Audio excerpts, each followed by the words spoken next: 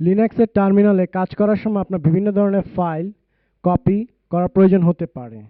লিনাক্সের টার্মিনালে কাজ করার জন্য যে কপি কমান্ডটি ইউজ করব সেটি লিনাক্সের জন্য হচ্ছে সিপি। আমরা সিপি টাইপ করব, তারপর যে ফাইলটিকে কপি করতে চাই সেই ফাইলটির নাম লিখব এবং স্পেস দিয়ে নিউ ফাইল যেটা কপি হবে সেই ফাইলটির নাম দিব।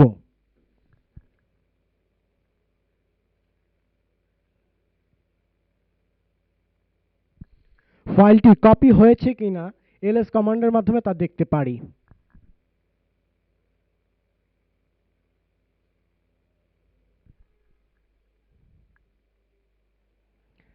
এই কমান্ডটির মাধ্যমে আমরা একই ফাইল কিন্তু এক্সটেনশন ভিন্ন বা একই সাইজ বা বিভিন্ন টাইপটা দেখতে পারি। লিনাক্সে কোনো ফাইল মুভ করার জন্য যে কমান্ডটি ব্যবহৃত হয় তা হচ্ছে এমভি।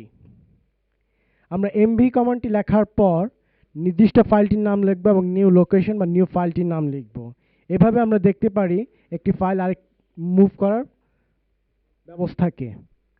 এলএস কমান্ডের মাধ্যমে আমরা তা দেখতে পারি।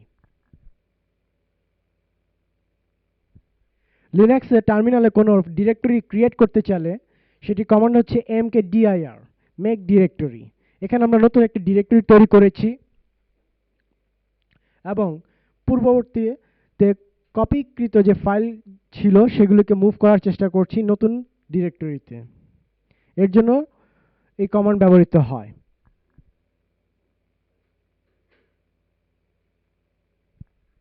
ফাইলটি কপি হয়েছে কিনা তা দেখতে পাচ্ছি।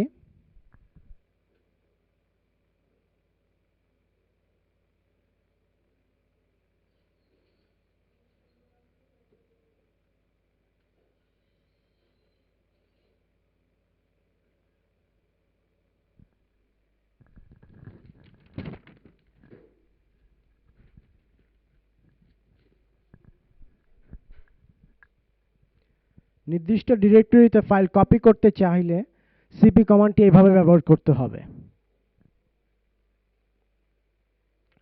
কোনো ডিরেক্টরিকে রিমুভ করতে চাইলে rmdir কমান্ডটি প্রয়োগ করতে হবে, তবে কমান্ডটি কার্যকরী হবে না যতক্ষণ পর্যন্ত ডিরেক্টরির ভিতরে কোনো ফাইল থাকবে।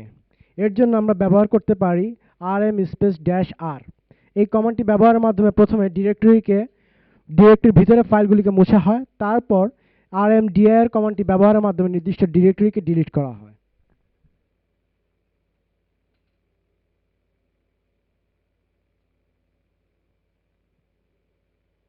ls কমান্ডের মাধ্যমে ফাইলটির অস্তিত্ব খুঁজে বের করার চেষ্টা করছি।